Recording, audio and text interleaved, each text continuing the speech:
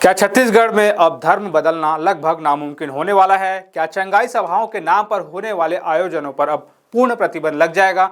यह सवाल इसलिए क्योंकि छत्तीसगढ़ सरकार धर्मांतरण को लेकर राज्य के इतिहास का सबसे सख्त कानून लाने जा रही है। एक ऐसा कानून जिसमें 1 साल की सजा को बढ़ाकर सीधे 10 साल या उससे भी ज्यादा करने की तैयारी है। नमस्कार, मैं हूं चंद्रशेखर और आप देख रहे हैं नौ प्रदेश टीवी। सबसे पहले बात करते हैं उस बड़ी खबर की जिसने पूरे प्रदेश में हलचल मचा दी है। मुख्यमंत्री विष्णुदेव साय ने अपना वादा पूरा करते हुए विधानसभा के शीतकालीन सत्र में कड़े मतांतरण विरोध विधेयक को पेश करने का फैसला किया है।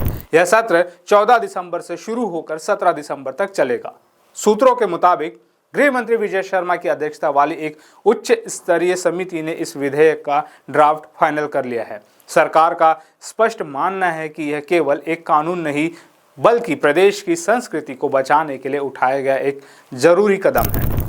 सवाल यह है कि आखिर 1968 से चले आ रहे कानून को बदलने की जरूरत क्यों पड़ी?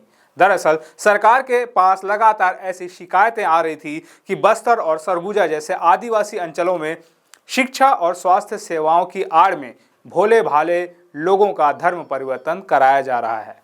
चंगाई सभाओं यानी चमत्कारी इलाज के नाम पर भीड़ जुटाई जाती है और फिर कथित तौर पर ब्रेन वॉश किया जाता है। पुराने 1968 के कानून में सजा का प्रावधान बहुत कम था, सिर्फ 1 साल की जेल और 5,000 रुपए जुर्माना।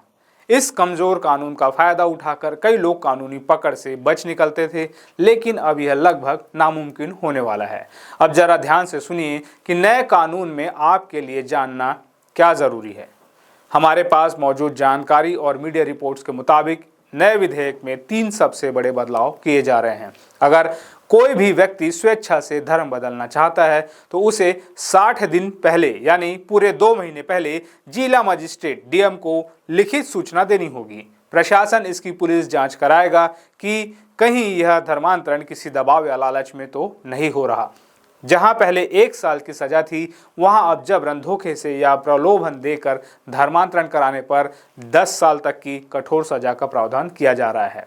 कुछ रिपोर्ट्स तो यहां तक दावा कर रही है कि गंभीर मामलों में सजा आजीवन कारावास तक भी की जा सकती है। सिर्फ व्यक्ति ही नहीं, अगर कोई संस्था या एनजीओ इसमें लिप्त पाई गई तो उसका रजिस्ट्रेशन रद्द होगा और भारी जुर्माना भी लगाया जाएगा। यह कानून रातों रात नहीं बना है। इसे तैयार करने के लिए छत्तीसगढ़ सरकार ने उत्तर प्रदेश, मध्य प्रदेश, ओडिशा, गुजरात और कर्नाटक समेत देश के 9 राज्यों के धर्मांतरण विरोधी कानूनों का बारीकी से अध्ययन किया है। दर्जनों मैराथन बैठकों के बाद इसे अंतिम रूप दिया गया है ताकि कोर्ट में इसे चुनौती न दी जा सके। सरकार का मुख्य फोकस प्रलोभन शब्द को परिभाषित करने पर है, यानी नौकरी, शादी या मुफ्त इलाज का लालच देकर धर्म बदलवाना अब गैर जमानती अपराध की श्रेणी में आ सकता है।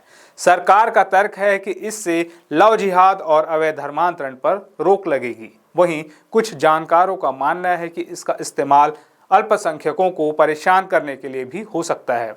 सच्चाई क्या है यह तो कानून लागू होने के बाद ही पता चलेगा, लेकिन एक बात तय है, 14 से 17 दिसंबर के बीच विधानसभा में जब यह बिल रखा जाएगा तो हंगामा होना तय है।